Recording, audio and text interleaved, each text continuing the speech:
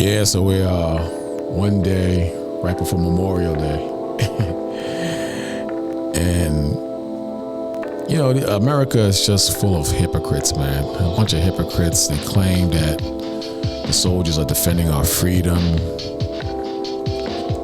And then at the same time, America treats its soldiers like trash and garbage. A lot of the homeless you see on the streets, all past veterans, not being taken care of. Then you got people, you know, getting blown the hell up. I seen they have this commercial that comes on. You see these veterans with their arms and legs missing, and one guy, he's burnt beyond recognition. They even have women in certain situations like that, and they put them in these Lego houses. You know, the government funds these Lego cheap constructed houses that they throw at them, throw them inside there to kind of make the public think that the country loves its veterans. And you know, you have things like Memorial Day to kind of honor, you know, the veterans, which is goddamn joke, because what the veterans are doing, they're basically going over and stealing for men who are corrupt, who don't give two SHs about them, who don't care about the government, don't care about the taxpayers, and they're just a bunch of thieves. Biden is a thief. We see what's happening with his son, Hunter Biden. We know he's a thief, and Benjamin Bibi Netanyahu, we know he's a thief. He's on the hot seat. And his own people, you know, pretty much hate his ass. And they just goddamn thieves. You see thieves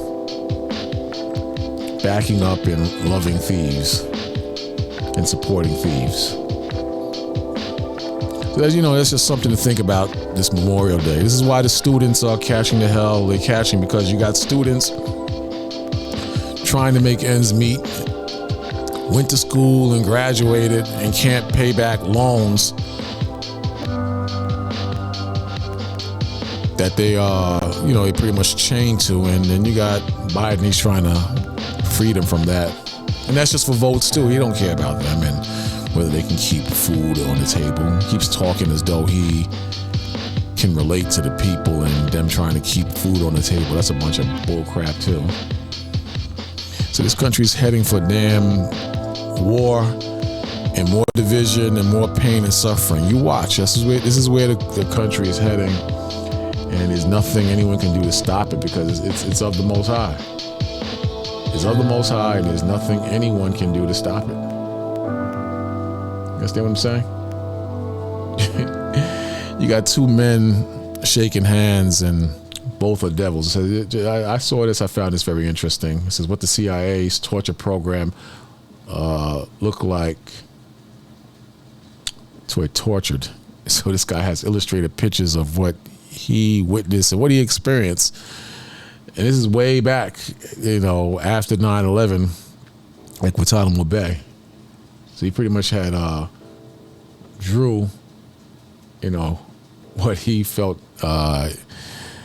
was wrong. And it is wrong. When you see the pictures, I gotta kind of be careful with the pictures. I'll probably blur them out before I post this up. And you know, because they get kind of funny, YouTube and so on and so forth. Then you have Israel, you know, in their cases, horrifying cases of torture. Israel, OPT, horrifying cases of torture and degrading treatment of Palestinian detainees amid spike in arbitrary arrests. So you got it both ways. You got it both ways, and things jumping off both ways. In terms of torture and corruption and what's happening secretly behind closed doors or jail cell doors. You know, you would be surprised. You'd be very surprised at the levels of torture in this very country and abroad, conducted by America. And the same thing applies to Israel and various countries all over the world. You should thank the Most High that you serve in your captivity in Babylon, because it could be a lot worse. It could be a hell of a lot worse. And you're a liar if you think that's not the truth. You know, you're a liar, bottom line. But it says Israeli authorities have dramatically increased their use of the administrative administrative detention, a form of arbitrary detention, meaning they willy-nilly pick how long they're going to hold you or how they're going to deal with you. It's not by the book. It says of Palestinians across the occupied West Banks extended emergency measures that facilitates inhuman and degrading treatment of prisoners. So there's an area where they're fighting back just like the people who are on the Gaza Strip, Hamas. They throw rocks at the powers that be. The powers that be in that situation is the so-called Jew or the Israelis. And they're fighting. They're fighting because of the inhumane treatment and the unjust treatment that the white man not only does in America or various parts of Europe, but even in Israel. Even in Israel. You understand? So not only is the Gaza Strip hot, but the West Bank is hot too. They've been fighting there for years. For many years. But again, it says extended emergency measures that facilitates inhuman and degrading treatment of prisoners, and failed to investigate incidents of torture and death in custody over the past 4 weeks, Amnesty International said today. Since October 7th, Israeli forces have detained more than 2,200 Palestinian men and women, according to the Palestinian Prisoner Club. According to Israeli human rights organizations Hardrock, between October 1st and November 1st, the total number of Palestinians held in administrative detention without charge or trial rose from 1,319 to 2,070. That's something. It's definitely something. That's a high damn count. But these are things that's happening that we don't know about. These are things that are happening that we don't know about, and they keep secret. They keep these things secret. It says testimony from released detainees and human rights lawyers, as well as video footage and images, illustrate some of the forms of torture and other ill treatment prisoners have been subjected to by the Israeli forces over the past 4 weeks. This is why they're so mad. See, they don't tell you this stuff. They just tell you that these are religious fanatics shooting missiles at Israel and attacking the so-called Jew, and they don't tell you that this type of stuff has been going on for years. For years this has been going on.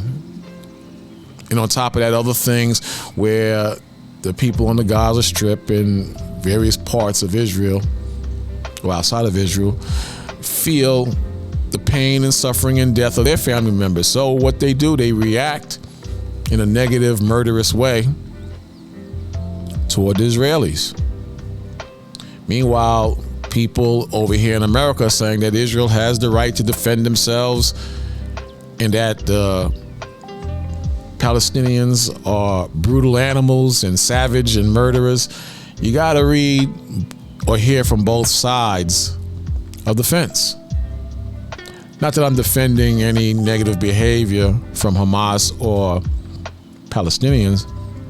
I'm just saying, when you have the power to control the press, when you have the power to control NATO or influence NATO, when you have the power to receive taxpayers' money to support your efforts to kill, maim, destroy, and even murder, that's a lot of power. That's a hell of a lot of power. Again, it says, highlight that. I lost it. Right here, let me highlight this. It says, testimony from released detainees and human rights lawyers, as well as video footage and images illustrate some of the forms of torture and other ill treatment prisoners have been subjected to by Israeli forces over the past 4 weeks. These include severe beatings and humiliation of detainees, including by forcing them to keep their heads down, to kneel on the floor during inmate count, and sing Israeli songs. Over the last month, we have witnessed a significant spike in Israel's use of administrative detention. Says detention here twice. Detention without charge or trial that can be renewed indefinitely. That means they can lock your ass up and you don't have any measures of time when you will be released. Without charge or trial that can be renewed indefinitely, which was already at a 20-year high before the last escalation in hostilities on October 7th. You see that?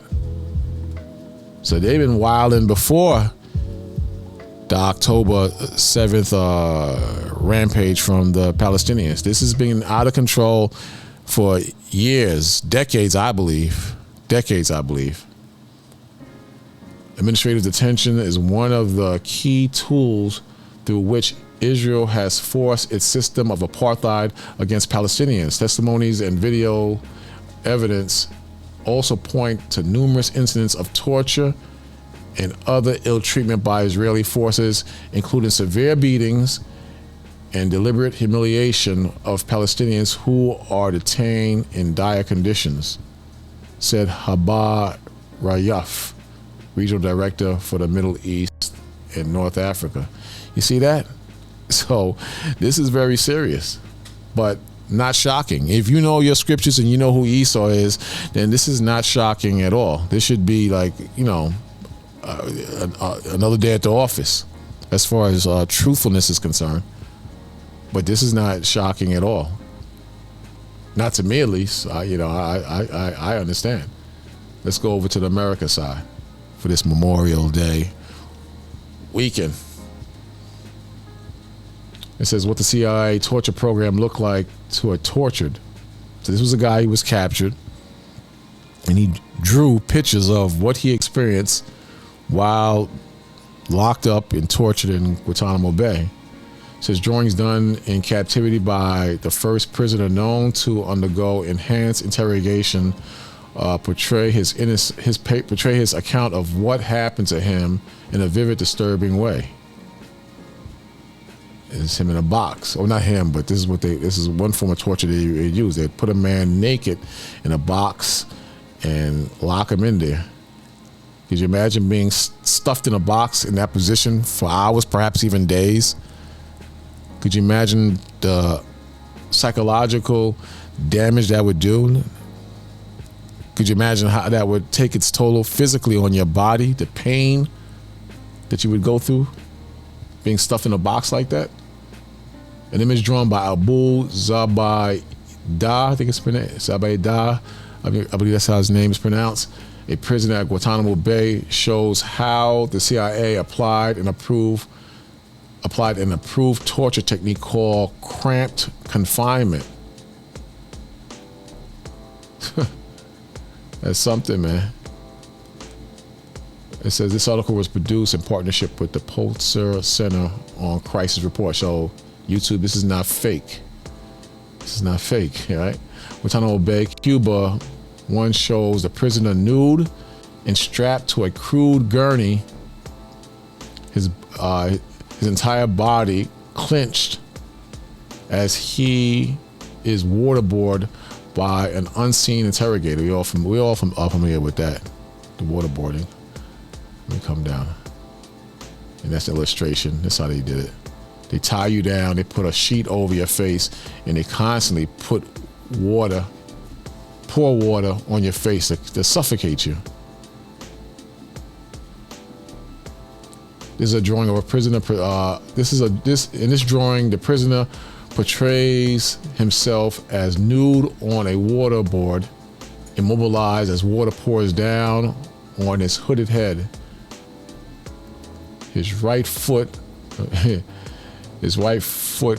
contorted in pain. The image contrasts with some other scene in popular culture.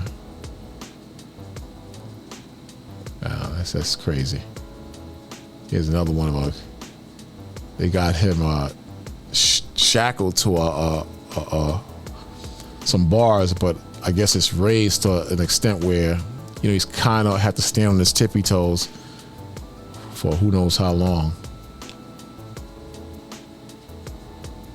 Accounts by detainees in different black sites have differed on how this method was used. In his illustration, Mr. Zabada shows himself nude and shackled at his wrist to a bar above his head, forced to stand on tippy toe. Yeah, so that's what it looks like. You can see it. That's painful, man, to stand like that for hours. And these devils, they will watch you suffer as the pain on your arms and your wrist, because of the cuffs or the rope, whatever they're using, they would watch a man suffer. His account, as reported by his lawyer, he's still recovering from what the CIA had described as a large wound in his thigh, and he tried to balance his weight on the other leg. Long hours went while I was standing in that position, he told his lawyer. My hands were tight to the upper bar. I think they mean tied. Some guards, he said, noticed the color of my hands, move him to a chair, and wow, that's crazy. This is another one. Look at this. I've seen these pictures too. We used to keep them in camp when we teach. Mr. Zabada, Zabada, who is not known to have formal art training, drew himself in a hood, shackled in a fetal position, and tethered by a chain to a cell bar to constrict his movement. In granting the CIA approval to use this technique to this I'm not going to read all that. Another one, they choking him here. Could you imagine the stuff we don't know about? Could you imagine the amount of people who died that we don't know about? This image emerged from Guantanamo Bay with a black redaction box. That's the cover of the guard's head. Over Mr. Zabada, depiction of the face of his interrogator. It shows the prisoner's captor tightly winding a towel around his neck as he smashes the back of his head against what Mr. Zabada called a wooden wall covered with a cement wall.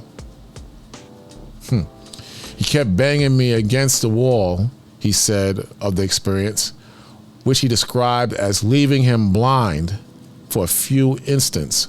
With each bang, he said he would fall to the floor, be dragged by the plastic tape wrapped towel, which caused bleeding in my neck, and then receive a slap on his face.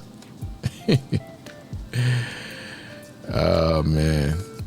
In a 2017 disposition as part of the lawsuit that was eventually settled, James E. Mitchell, a former CIA contract psychologist who devised the technique with a colleague, John Bruce Jenkins, said walling was discombobulating and meant to stir up a prisoner's inner ear. I don't get it. If it's painful, you're doing it wrong, he said. That's crazy. There's a guy here. They put him in a box. Looks like a garbage can. I can't tell. In this drawing, Mr. Zabada is shaved nude, shackled in such a way he can't stand up. By his account, he's sitting on a bucket meant to serve as a toilet. Jeez. I found myself in total darkness, he said. The only spot I could sit in was the top of a bucket for the place which is very high. No, sorry, for the place, it says for the place was very tight. Difficult to read this. In this account, Mr. Zabada described being confined in a large wooden box that looked like a wooden casket.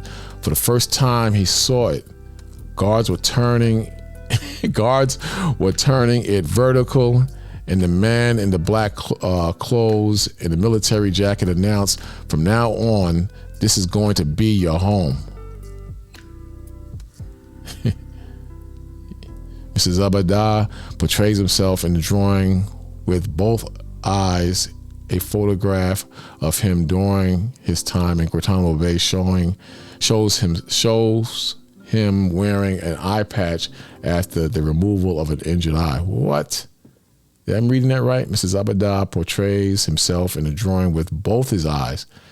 A photograph of him earlier during his time at Guantanamo Bay shows him wearing an eye patch after the removal of an injured eye. That's crazy. Look at this. Yeah. These are your brave soldiers. Your American soldiers. The small box is similar to the one displayed at the Spy Museum, where during the visit, children could be seen crawling inside. In his account, included in the Seton Hall report, Mr. Zabada describes his time in what he called the dog box as so painful, he adds. As soon as they locked me up inside the box, I tried my best to sit up, but in vain, for the box was too short. I tried to take a curl position, but to no vain, for it was too tight. He was immobilized and shackled in a fetal position as he described it, for countless hours experiencing muscle contractions. Wow. The very strong pain, he said, made me scream unconsciously. Sleep deprivation.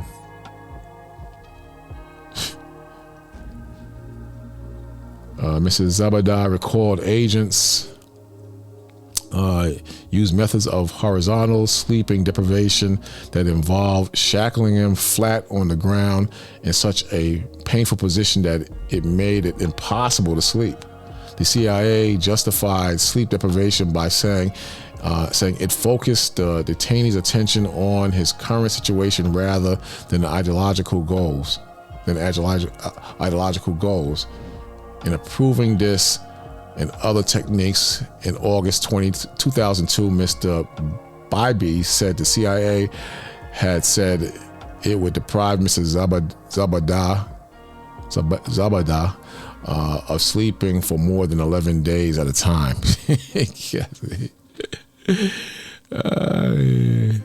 In the Seton Hall study, Mr. Zabada recounted being deprived of sleep for maybe 2 or 3 weeks or even more.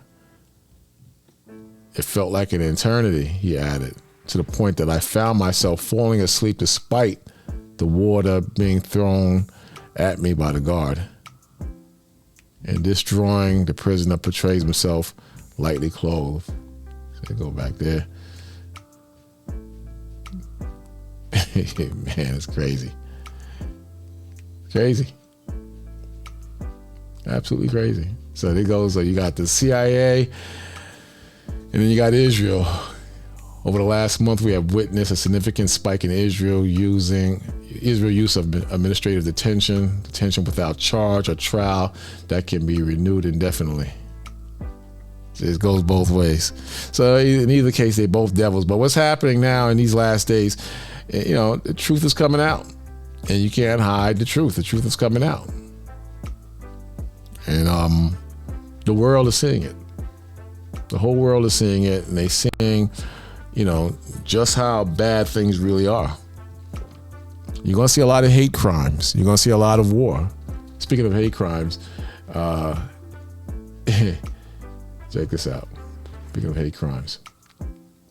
This is out of the New York Post. It says video shows a man brutally kicking and beating Orthodox Jewish kids playing on New York City sidewalk. This was yesterday. And I think I passed close by this area yesterday as well. But this is how serious things are getting. It says a city bike riding brute viciously beat two Orthodox Jewish boys, age 11 and 13, playing on a Brooklyn sidewalk Sunday night in a disturbing caught on video ordeal, cops and sources said. Get that higher. Okay, yeah, it's cool.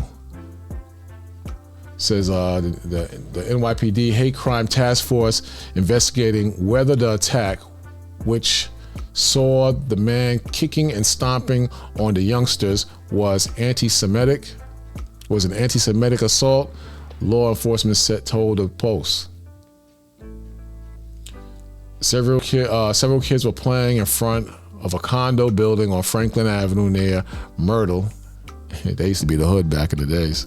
Sure changed.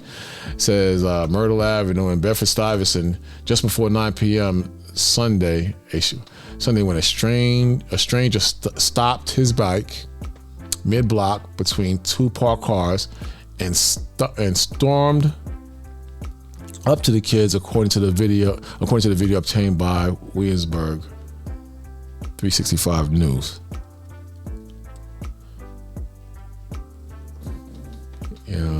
Get off the sidewalk, a cop says, as he snarled at the young crew who were seen in the video wearing traditional Orthodox Jewish clothing. He shoved one of the kids to the ground before knocking another to the pavement and kicking and stomping on him, according to the clip. Both boys were pushed by the menace, according to the official police narrative. It is basically people are getting tired of the bull crap, man. So you're gonna have a lot of situations like this, and a lot of people angry, and a lot of racial tension, and a lot of even killing and murder. After a while, you're gonna see that. The world today is a hotbed. It's not the world we used to live in. The world today is a hotbed, and it's a place on fire. And again, the truth is going to come out, and that's exactly what's happening. The Most High, you can't beat out the Most High. He's letting all this happen, man, right in our faces. This is Luke 12, verse 1. It says, let me go for it first. It says, in the meantime, when they were gathered together, an innumerable multiple of people, insomuch that they trod one upon another, he began to say unto his disciples, first of all, beware ye of the leaven of the Pharisees, which is hypocrisy. And that's what you have today. You got people saying one thing and doing an entirely different thing. That's hypocrisy. And that's what we're experiencing now, in the faith and outside of the faith, among brothers and sisters who know the truth, and outside of brothers and sisters who know the truth. This is why it's very important to watch yourself and make sure you do what you're saying, and do it sincerely, and beware that you don't fall into the pattern of the Pharisees. You say one thing, but you do another. You claim to keep the law, but you break the law. You deal with brothers and sisters without any mercy or any balance. You have to be very careful you don't fall into this very same category. Then on a carnal level, this is where, the world sees, what's his name? Putin and these guys, Putin and Biden and all, not just them, all the presidents, all the officials, all the people of power, in other words. This is how they see them. you know, as hypocrites in modern day Pharisees on a carnal level. That's what I'm implying. And then on another level, then you got brothers and sisters who are in the faith who walk in the spirit of being a hypocrite. And it's very easy to fall into that, because you can bark and say something at a person and you do the very same thing weeks or months or a year from now. But the point is, these guys are liars and devils. They're liars and devils. So the Most High, he tells us to beware of the leaven, meaning the spirit, the negative spirit that rises out of nowhere of the Pharisees or the leadership of Israel at that time. And the same thing can very well happen to us today. So this is like a warning from the Most High to beware that spirit doesn't jump on you. Beware ye of the leaven of the Pharisees, which is hypocrisy. Hypocrisy. Beware that doesn't fall on you, brothers and sisters. Beware. Work on that. It says, second verse, for there's nothing covered, meaning hidden or in deep secret.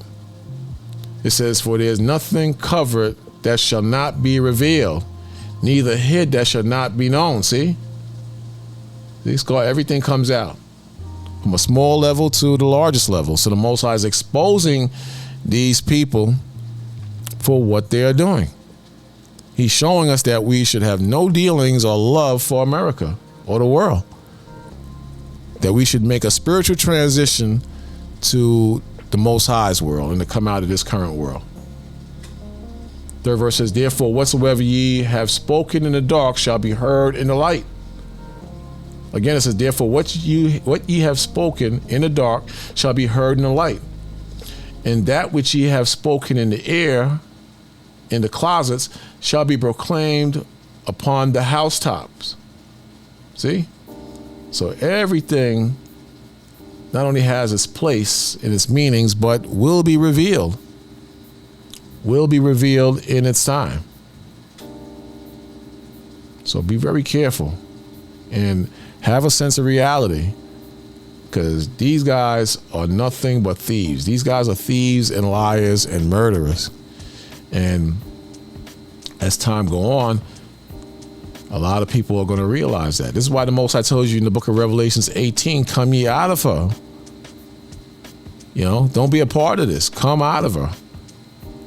Then the other day I mentioned in Philippians, let me get that again, because that was a good one in Philippians. In Philippians, I think it's the second chapter, about what we're surrounded around. Got to be mindful of that, It's very easy to get caught up into bullcrap. It's very easy. Let's see if I can find that. Yeah, it is right here. Very easy. So just be mindful of,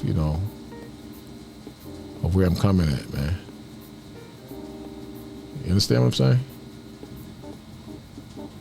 Okay. It says, where is it? It says in the 15th verse of Philippians, it says that ye be blameless and harmless as the sons of the Most High. So we are the sons of the Most High so long as we stay in the spirit of the Most High. You understand? So long as we walk in the spirit of the Most High and keep the commandments and do what's required of us in the spirit of righteousness. When you fall, get back up and start again. And ask the Most High to have mercy. But here it's very clear. It says that ye be blameless and harmless. See? So you should be blameless and harmless. You shouldn't be a brawler. You shouldn't be someone that hurts people physically or spiritually. You should be harmless and strive as much as possible to be meek-spirited in the Most High. And you should be blameless. If you're a sinner, repent for your sins and be clean again. But both of these are important. To be harmless as a dove, wise as a serpent, but harmless as a dove, and to keep yourself blameless, like the scriptures tell you, without spot or blemish. So the dirt you're doing, put it behind you. It's not too late. It's never too late. Most High is very merciful, and it's never too late. And this is the sons of the Most High, without rebuke, meaning no one can correct you or check you or accuse you of being a hypocrite or a Pharisee. You understand? So whether it's rebuke from the Most High or rebuke from someone who's in the spirit of the Most High, you want to keep yourself right in this wicked kingdom. And it says, without rebuke in the midst of a crooked and perverse nation. See that? That's what we're in the middle of, and that's what we're dealing with. And there's nothing going to happen to clean that up, but the Most High, of course. But for now, the nation is crooked and America is crooked, and we're right in the middle doing the work in the will of the Heavenly Father, among whom he shine as lights in the world. See? So light attracts people. Light attracts people, and right now you have the light of who they call Christ on you. That attracts people because people need help. People who are in darkness, they follow, or hopefully they attracted to the light like moths. So it's beneficial to be in the light. And that light that shines on us is a beacon and a representation of who they call Christ, Yahweh Shai. This is holding forth the word of life, the scriptures, that I may rejoice in the day of Christ, meaning judgment time. We all want to rejoice in the day of judgment. Then it says that I have not run in vain, neither labored in vain. And that's what we don't want to be in the category of profitable for others, but not for ourselves, like it says in the Apocrypha. You understand what I'm saying? So, meditate on that. Meditate on that and watch these hypocrites and liars, act like damn fools on Memorial Day. And then watch Esau's so-called Europeans and former military vets and current talk as though America is a nice place and America is a place of judgment and freedom and righteousness and justice and democracy. It's all a goddamn lie. It's all a goddamn lie. So you watch these idiots do what they do. It's just a matter of time before it all comes crashing down. Just a matter of time. So keep an eye on it. Should be very interesting as time goes on.